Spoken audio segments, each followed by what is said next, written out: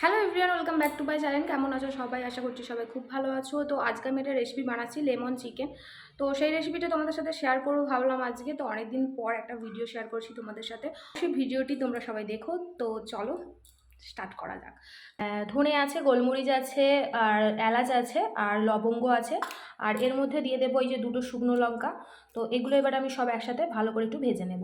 তো আমি এখানে একটা চাটু নিয়ে নিয়েছি, আর চাটুর মধ্যে সমস্ত রকমের মশলাগুলো দিয়ে দিলাম। এখানে তোমাদের আগেই বলে দিয়েছি কি কি মশলা দিয়েছি। আর তার মধ্যে দিয়ে দিলাম অল্প পরিমাণে একটু লবণ। তারপরে অল্প আঁচে সব মশলাগুলো একটু ভেজে নিয়েছি। তারপরে মশলাগুলো এখানে আমি গুঁড়ো করে নিচ্ছি। এখানে আমি বেলন চাকিতে একটু গুঁড়ো করে নিচ্ছিলাম। আর এই মশলাগুলো ভাজার পর এতটা সুন্দর একটা গন্ধ বেরোচ্ছিল এই মশলা থেকে, কি বলবো আর। তো যাই হোক, এই মশলাটা ভাজলে তোমরা বুঝতে পারবে যে কতটা সুন্দর গন্ধটা। তো এখানে আমি একটা সবকিছুর পেস্ট বানিয়ে নেবো। তার জন্য এখানে আমি নিয়ে নিচ্ছি টক দই।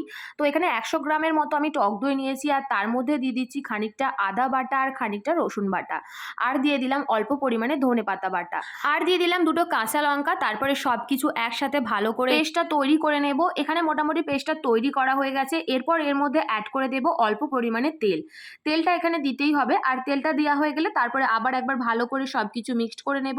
মোটামুটি মিক্সড করা হয়ে গেছে। তারপরে এই পেস্টটা আমি অ্যাড করে দেব চিকেনের মধ্যে। আর এখানে চিকেনটা আমি আগে থাকতেই ধুয়ে রেখেছিলাম, আর চিকেনটার মধ্যে নুন আর লেবু মাখিয়ে রেখেছিলাম। তারপরে এই পেস্টটা সবটা এই চিকেনটার মধ্যে দিয়ে দেব। আর দেওয়ার পর এই চিকেনটার সাথে সমস্ত পেস্টটা ভালো করে মিশিয়ে রেখে দেব। মিনিমাম 15 থেকে 20 মিনিটের মতো এটা রেখে দেব। আর এটা যতক্ষণ থাকবে ততক্ষণ ম্যারিনেশনটা ভালো হবে, আর এই ম্যারিনেশনটার ফলে চিকেনটা অনেকটা সফট হবে।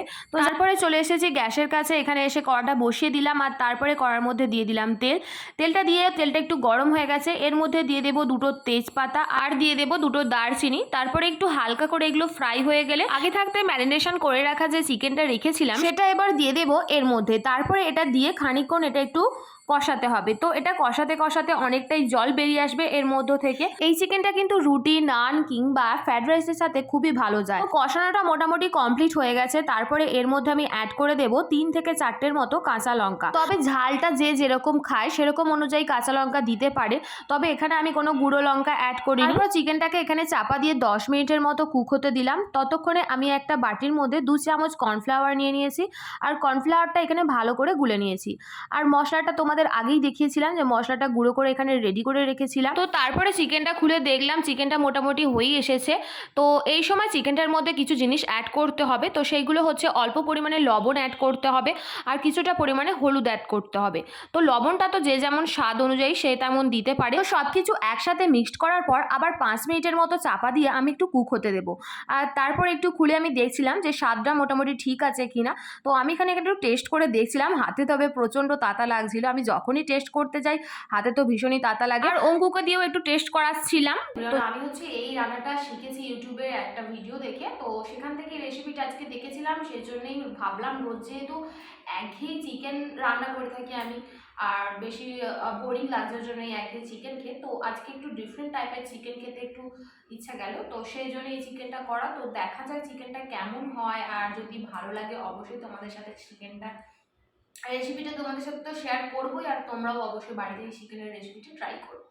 চিকেনটা মোটামুটি হয়ে এসেছে। এই স্টেজে আমরা দিয়ে দেবো কর্নফ্লাওয়ার। আগে থাকতে যে কর্নফ্লাওয়ারটা গুলে রেখেছিলাম সেটা এখানে দিয়ে দিলাম। কর্নফ্লাওয়ারটা দেওয়ার ফলে চিকেনটার মধ্যে একটা থিকনেস চলে আসবে। আর তারপরে এর মধ্যে দিয়ে দেবো লেবু পাতা। আমি এখানে 7 থেকে 8টা লেবু পাতা দিয়ে দিচ্ছি। আর এটা যেহেতু লেমন চিকেন সেজন্য লেবু পাতাটা দিলে ফ্লেভারটা ভীষণই সুন্দর আসে। তো যাই হোক, লেবু পাতাটা দিয়ে বা সব কিছু ভালো করে একটু আমি এখানে মিশিয়ে নিচ্ছি। দেখতেই পাচ্ছ যে কতটা থিকনেস চলে এসছে চিকেনটার মধ্যে। তারপরে এখানে আমি সামান্য পরিমাণে চিনি অ্যাড করে দিচ্ছি স্বাদের জন্য। আর চিনিটা কিন্তু এখানে অপশনাল, তোমরা দিতেও পারো আর নাও দিতে পারো। আর তারপরে ভেজে রাখা যে মশলাটা রেখেছিলাম তো সেটাও আমি ওপর দিয়ে এখানে ছড়িয়ে দিচ্ছি। মশলাটা এখানে একটু পরিমাণ মতো দিয়ে দিতে হবে, বেশি পরিমাণে দিয়ে দিলে এটা ঝালটা বেশি হয়ে যেতে পারে, যেহেতু এর মধ্যে গোলমরিচটা অ্যাড আছে। তো যাই হোক, এবার সব কিছু একসাথে ভালো করে একটু মিশিয়ে নিলাম। তো এরপরে অ্যাড করে দেবো লেবুর যে জিস্টটা হয়, জিস্ট মানে লেবুর মধ্যে যে ওপরের ছালটা থাকে সেটা আমরা এখানে একটু পিল অফ করে দিয়ে দেবো ওপরের স্কিনটা। আর সাদাটা যাতে না পড়ে সেটা খেয়াল রাখতে হবে, কারণ সাদাটা পড়ে গেলে তাহলে একটু তেতো ভাব চলে আসতে পারে। তারপরে ওই লেবুটাই আধখানা আমি এখানে কেটে লেবুর রসটাও দিয়ে দিলাম। তো যাই হোক, এখানে লেমন চিকেনটা মোটামুটি রেডি হয়ে গেছে। তারপর চিকেনটা আমি একটা গামলাতে এখানে সার্ভ করে দিয়েছি। আজকের মতো ভিডিওটা এই পর্যন্তই। দেখা হচ্ছে নেক্সট ভিডিওতে।